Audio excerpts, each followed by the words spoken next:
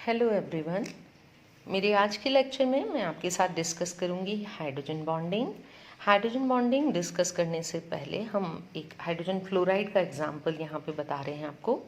Hydrogen bonding वहाँ होती है जहाँ किसी मॉलिक्यूल के अंदर जो बॉन्डिंग है वो हाइड्रोजन और अत्यधिक विद्युत ऋणी हाईली इलेक्ट्रोनेगेटिव एटम के बीच में बॉन्डिंग हो रही होती है। तो चूंकि हाइड्रोजन से बहुत ज़्यादा इलेक्ट्रोनेगेटिव फ्लोरीन होता है तो फ्लोरीन के ऊपर आंशिक ऋणावेश आ जाता है। ये है तो कोवेलेंट बॉन्ड यानी कि सहसंयोजक बंध, लेकिन इसके अंदर थोड़ा पोलर कैरेक्टर आ जाता है, ध्रुवीय गुण आ जाता है, इसलिए यहाँ माइनस चार्ज आ जाता है और यहाँ प्लस चार्ज आ जाता है। तो हाइड्रोजन फ्लोराइड के एक अणु के अंदर हमने देखा कि हाइड्रोजन के ऊपर आंशिक धनावेश और फ्लोरीन के ऊपर आंशिक ऋणावेश है। इसी प्रकार इसका दूसरा अणु, तीसरा अणु, तो ये जो एक अणु से दूसरे अणु के बीच में ये जब पास पास आते हैं तो इस हाईली इलेक्ट्रोनेगेटिव एटम यानी कि एक अणु का हाईली इलेक्ट्रोनेगेटिव एटम और दूसरे का इलेक्ट्रोपॉजिटिव एटम के बीच जो फोर्स ऑफ अट्रैक्शन होता है, जो आकर्षण का बल होता है, इसी को बोलते हैं हाइड्रोजन बॉन्डिंग। तो परिभाषा क्या होगी कि यदि किसी यौगिक में एक अत्यधिक विद्युत ऋणी परमाणु जैसे कि fluorine, chlorine, oxygen, nitrogen hydrogen से जुड़ा हुआ हो, ये जो अत्यधिक विद्युत ऋणी परमाणु हैं, यदि किसी यौगिक में ये हाइड्रोजन से जुड़े हुए हों तो वह विद्युत ऋणी परमाणु बंधित अवस्था में भी अपने निकटवर्ती अणु के धनावेशित हाइड्रोजन परमाणु निकटवर्ती अणु के धनावेशित हाइड्रोजन परमाणु को अपनी ओर आकर्षित करने की प्रवृत्ति रखता है। यह विद्युत आवेशित आकर्षण एक आंशिक बंध का रूप ले लेता है जिसे हाइड्रोजन बंध कहते हैं। ये बॉन्ड जैसा हो जाता है, ये है तो फोर्स ऑफ अट्रैक्शन, लेकिन ये आंशिक बॉन्ड जो पार्शियल बॉन्डिंग जैसा कुछ हो जाता है। एक अणु का इलेक्ट्रोनेगेटिव एटम और दूसरे का इलेक्ट्रो पॉजिटिव एटम। यहाँ शर्त ये है कि हाइड्रोजन का होना जरूरी है। इस बॉन्डिंग में हाइड्रोजन इन्वॉल्व है, इसीलिए इसका नाम हाइड्रोजन बॉन्डिंग है। इसको हिंदी में हाइड्रोजन बंध कहते हैं। अब देखते हैं हम हाइड्रोजन बॉन्डिंग कितनी तरह की होती है। तो हाइड्रोजन बॉन्डिंग होती है दो तरह की। एक है अंतर आणविक हाइड्रोजन बंध, जिसे हम इंग्लिश में कहेंगे इंटर मॉलिक्यूलर हाइड्रोजन बॉन्डिंग, और दूसरी है अंतः आणविक यानी कि इंट्रा मॉलिक्यूलर हाइड्रोजन बॉन्डिंग। तो वन बाय वन देखते हैं। अंतर आणविक मतलब दो अलग अलग अणु लेने हैं। यहाँ पर एक ही यौगिक के भी हो सकते हैं, दो अलग यौगिकों के भी अणु हो सकते हैं। तो जब हाइड्रोजन बॉन्डिंग दो या दो से अधिक समान या भिन्न अणुओं के बीच होती है तो इसे अंतर आणविक हाइड्रोजन बंध कहते हैं। जैसे मैंने यहाँ एग्जाम्पल लिखा है जल का, तो जल के एक अणु और जल के दूसरे अणु के बीच में यहाँ पे हाइड्रोजन बॉन्डिंग प्रदर्शित करी है। इसी प्रकार से ये यहाँ माइनस चार्ज आंशिक और ये आंशिक प्लस चार्ज। इसी प्रकार से ये हाइड्रोजन बॉन्डिंग जल और अल्कोहल के बीच में भी हो सकती है। तो ये जो हाइड्रोजन बॉन्डिंग है, अणु दो होने चाहिए। ये दोनों अणु सेम भी हो सकते हैं और ये दोनों अणु भिन्न भी हो सकते हैं। दूसरी ओर जो अंतः आणविक हाइड्रोजन बॉन्डिंग है, अंतः आणविक हाइड्रोजन बॉन्डिंग एक ही अणु के दो भागों के बीच, दो पार्ट्स के बीच में होती है। अंतः यानी इंट्रा मॉलिक्यूलर। इसको हम एग्जाम्पल ले रहे हैं ऑर्थोक्लोरोफिनॉल का एग्जाम्पल। ऑर्थोक्लोरोफिनॉल के अंदर OH समूह के ऑर्थो पोजीशन पर क्लोरो समूह लगा हुआ है। हम जानते हैं कि क्लोरीन जो है उसकी विद्युत ऋणता हाइड्रोजन से बहुत ज़्यादा होती है, तो यहाँ कार्बन से भी बहुत ज़्यादा होती है जिससे ये जुड़ा हुआ है। तो कार्बन की अपेक्षा क्लोरीन की विद्युत ऋणता ज़्यादा है, इसलिए इस पर आंशिक ऋणावेश रहेगा। ऑक्सीजन की अपेक्षा हाइड्रोजन की विद्युत ऋणता कम होती है, इसलिए आंशिक धनावेश रहेगा। चूंकि ये ऑर्थो स्थिति पर लगा हुआ है, पास में है, इसलिए ये हाइड्रोजन के साथ हाइड्रोजन बॉन्डिंग बना लेता है। ये जो डॉट डॉट है ये हाइड्रोजन बॉन्डिंग इसी से प्रदर्शित की जाती है, डॉट से, ठीक है। तो जब हाइड्रोजन बॉन्ड एक ही आणविक संरचना में किन्हीं दो परमाणुओं के बीच बनता है, ये अणु तो एक ही है, परमाणु दो हैं, दो परमाणुओं के बीच में हाइड्रोजन बॉन्डिंग हुई है, मगर ये दोनों परमाणु एक ही अणु का पार्ट है, ठीक। तो हाइड्रोजन बॉन्डिंग से, ये हाइड्रोजन बॉन्डिंग जो है वो दो तरह की होती है। हाइड्रोजन बॉन्डिंग जो है वो बहुत ही इम्पॉर्टेंट टाइप ऑफ बॉन्डिंग है। इससे यौगिक के भौतिक और रासायनिक गुण दोनों ही प्रभावित होते हैं। तो वन बाय वन मैं आपको बताऊंगी कि कौन कौन से गुण कैसे कैसे प्रभावित होते हैं। पहली चीज़ जो हाइड्रोजन बॉन्डिंग से अफेक्ट होती है वो है मेल्टिंग एंड बॉइलिंग पॉइंट। तो ये रहा गलनांक और क्वथनांक। ये कैसे प्रभावित होगा कि यदि समान अणुभार वाले यौगिकों के गलनांक और क्वथनांक समान होने चाहिए, लेकिन यदि उनमें से किसी एक यौगिक के अंदर हाइड्रोजन बॉन्डिंग हो रही है और दूसरे के अंदर नहीं हो रही है, तो उनके जो बॉइलिंग और मेल्टिंग पॉइंट हैं वो लगभग समान होने की जगह काफ़ी डिफरेंट होते हैं, उनके मेल्टिंग और बॉइलिंग पॉइंट।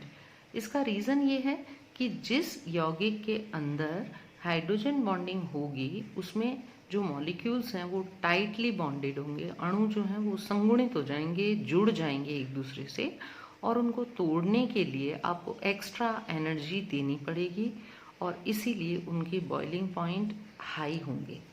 तो इसको एक एग्जाम्पल की हेल्प से हम समझते हैं। एग्जाम्पल लिया है मैंने इथेनॉल और डाइमिथाइल ईथर का, दोनों का मॉलिक्यूलर फॉर्मूला सेम है C2H6O। चूँकि दोनों का मॉलिक्यूलर फॉर्मूला सेम है, 46 है इनका अणुभार मॉलिक्यूलर वेट, तो इनका क्वथनांक यानी कि बॉइलिंग पॉइंट भी सेम होना चाहिए। लेकिन हम यहाँ देख सकते हैं ह्यूज डिफरेंस है इनके बॉइलिंग पॉइंट के अंदर।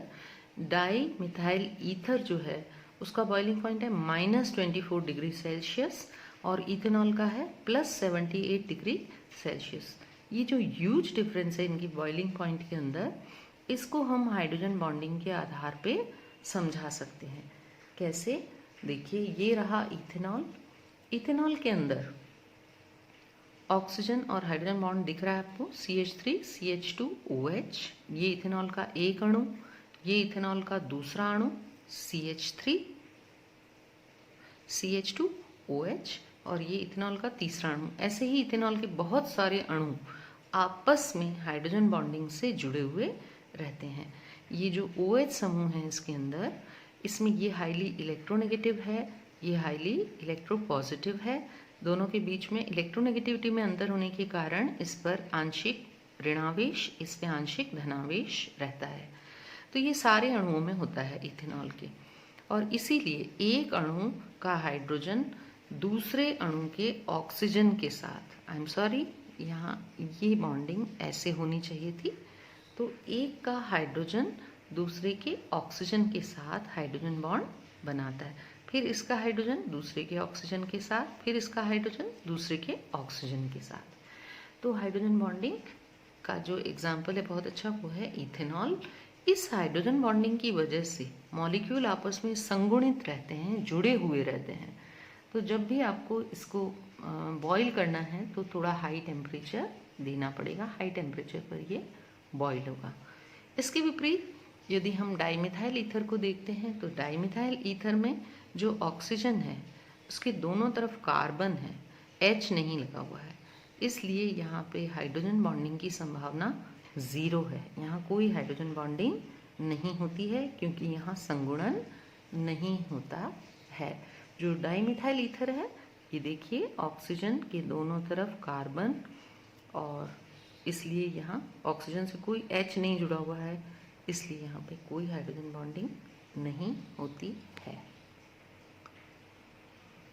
और हाइड्रोजन बॉन्ड यहाँ एब्सेंट है, इसलिए इसका जो बॉइलिंग पॉइंट है वो बहुत कम है। ईथर की बॉटल को हम खुला छोड़ते हैं तो वो उड़ जाता है।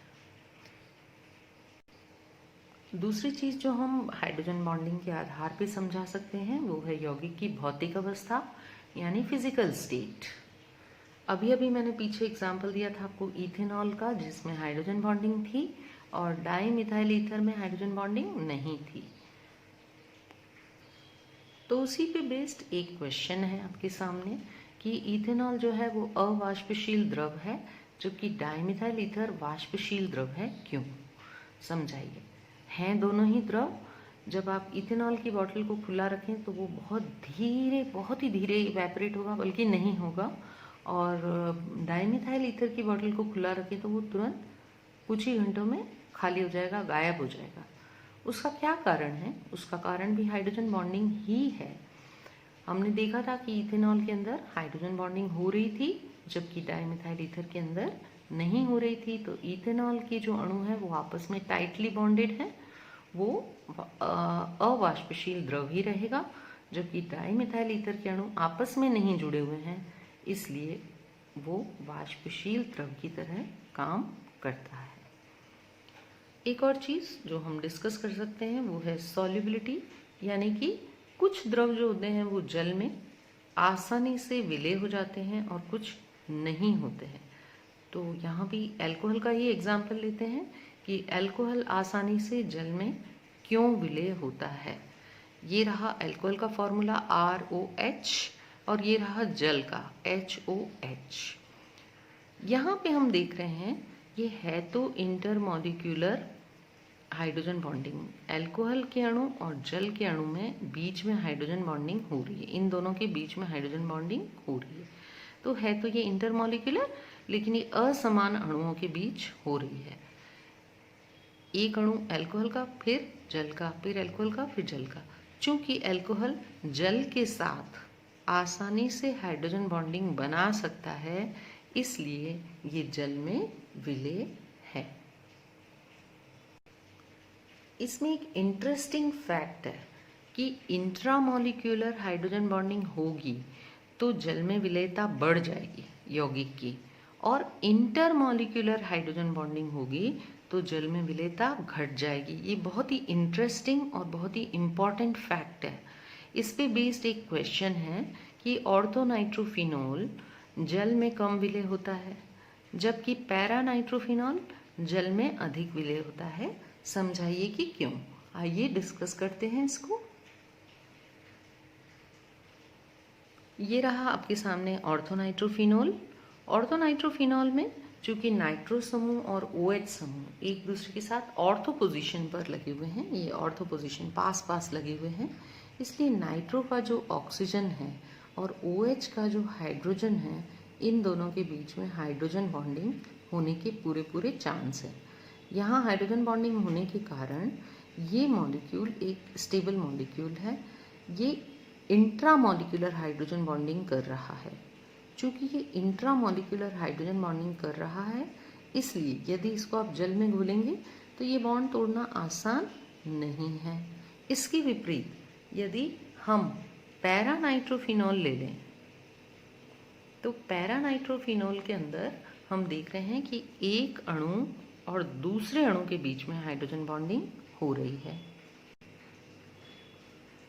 ऐसा क्यों हो रहा है? क्योंकि यहाँ एक ही अणु के अंदर OH और नाइट्रो समूह एक दूसरे से काफ़ी दूर हैं, तो इस हाइड्रोजन और इस ऑक्सीजन के बीच हो नहीं सकती हाइड्रोजन बॉन्डिंग डिस्टेंस की वजह से। इसलिए एक अणु का नाइट्रो और दूसरे अणु का OH, इनके बीच में O और H के बीच में हाइड्रोजन बॉन्डिंग पॉसिबल है।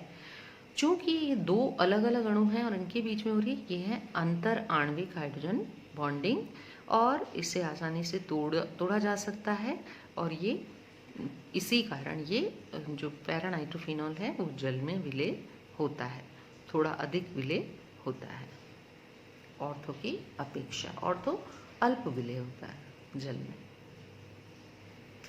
अगला जो टॉपिक है वो है अम्ल की प्रबलता। अगला जो गुण है जो हम समझा सकते हैं आपको हाइड्रोजन बॉन्डिंग के आधार पर, वो है अम्ल की प्रबलता।